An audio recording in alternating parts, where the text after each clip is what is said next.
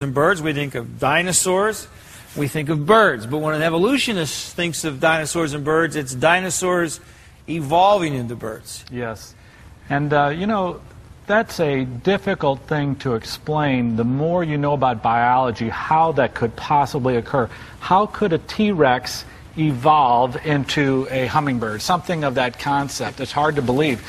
Now, many people out there in the audience probably incorrectly believe that a dinosaur could make itself change, want to change, and want to learn how to fly. But those ideas that an animal could volitionally change or could adapt to the environment and then pass those changes to the next generation do not work.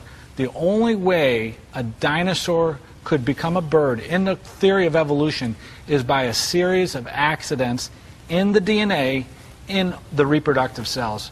And those accidents would have to be a string of letters, thousands of letters long, that formed by accident. And once you understand this, it's harder and harder and harder to even believe the concept of evolution.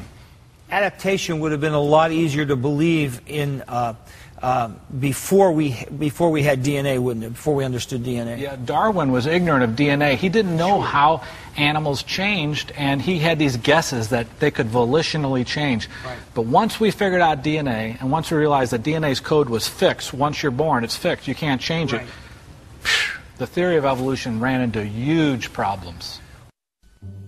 Charles Darwin suggested that an individual animal could adapt to the environment, but surprisingly, this concept is now considered outdated.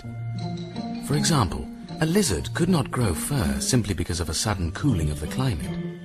Even if a skin cell could grow a hair, there's no way for the skin cell to pass this information to the reproductive cells. The reproductive cells, such as the eggs, cannot get signals from the outside environment or signals from the body cells. Because of these difficulties, some biologists have suggested eliminating the concept of direct adaptation altogether. Unfortunately, some naturalists and even university professors still speak in terms of these disproved and outdated mechanisms. The outside environment is changing, therefore the organism has to adjust to those changes if he wants to survive.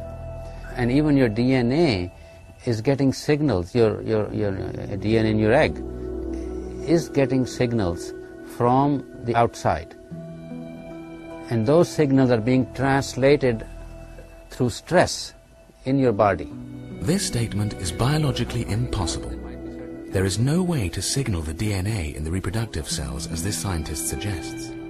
Sometimes when one group of scientists disproves a concept, other scientists continue to promote these false ideas for decades, if not centuries.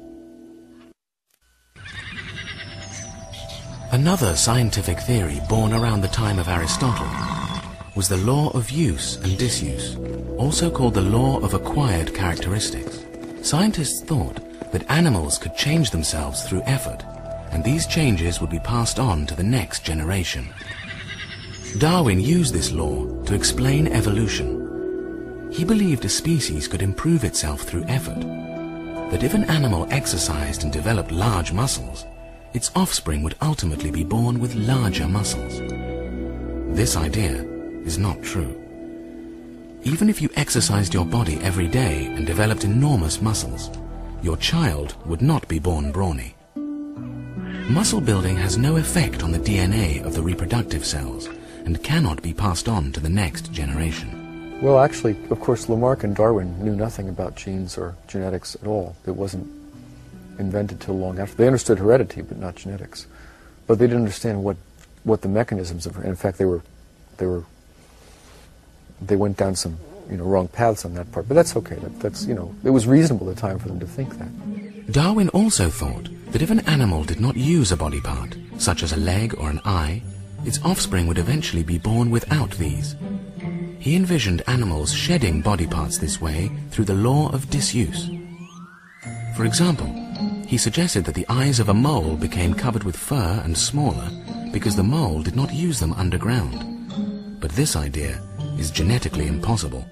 Using or not using a body part has no effect on the DNA of the reproductive cells and cannot be passed on to the next generation.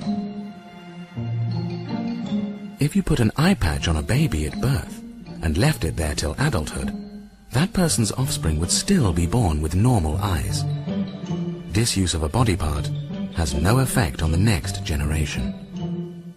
In the late 19th century, a scientist with a vivid imagination and a butcher knife put the law of disuse to rest and caused an enormous difficulty for Darwin's theory. A man by the name of August Weismann devised a simple experiment in which he kept cutting off the tails of mice, and he did this for 20-odd generations, and the mice still had tails. With this simple experiment, the law of disuse was invalidated.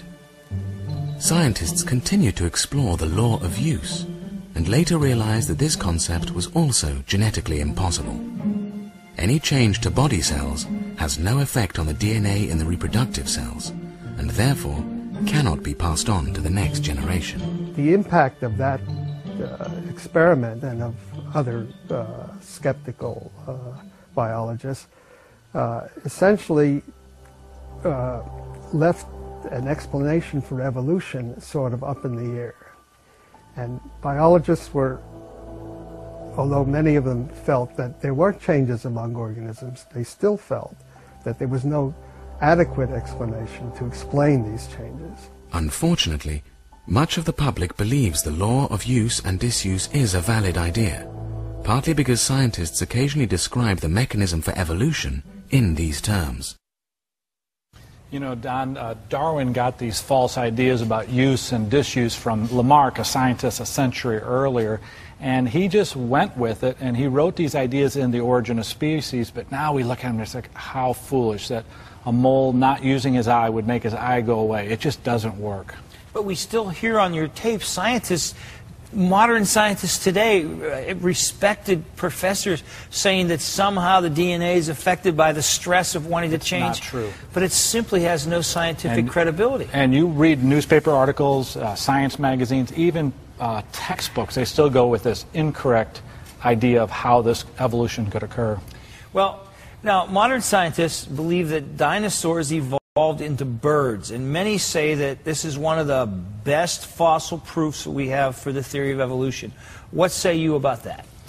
Just imagine if dinosaurs didn't evolve into birds, just for the sake of discussion, and you were trying to prove that they did. You would have a dinosaur, and then you'd have a bird. How could you make an intermediate? One way you could do that would be to starting to alter the fossils. You could take the dinosaur and start adding feathers to a dinosaur and putting it up in the museums, which they did. Or you could take a bird and try to make it look like a dinosaur and put scales onto a bird, which they did. And I'd like to show you this segment in the show because that's what's going on in the museums right now.